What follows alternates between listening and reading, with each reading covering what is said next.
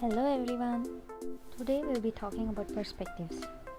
In my opinion, the basics that you should know to draw is knowing about perspectives, how to split an object into a composition of different shapes, and imagination.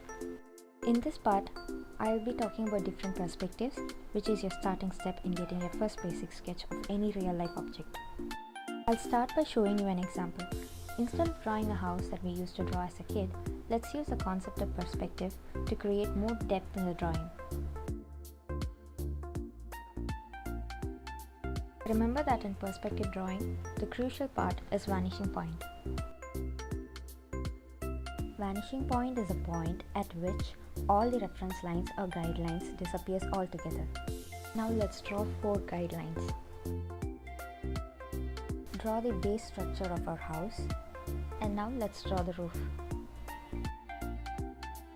Let me bring back the guidelines so that it will be easy to figure out how to draw rest of the lines to finish the roof and the windows.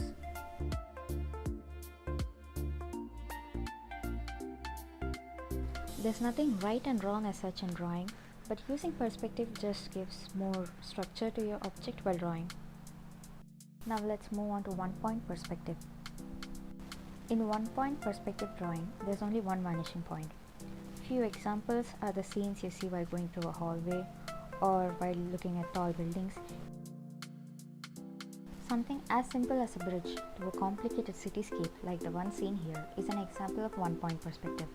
Just that the city landscape has its vanishing point somewhere underground. Now let's move on to two-point perspective. You guessed it right. In two-point perspective there are only 2 vanishing points. A 3-point perspective drawing, for instance, shows the view of looking at tall buildings while standing at a crossroad. Curvilinear perspective is usually seen in metal spheres or through a fisheye lens on a camera or your peephole through the door. In multi-point perspective, all the perspectives we have seen so far are put to use to draw real-life objects and sceneries. Drawing reference lines and vanishing points each time you want to sketch something is a tedious task, so it is best to put it into practice starting now so that eventually you can sketch anything without having to draw the reference lines on the paper and by having a vision of these lines inside your head.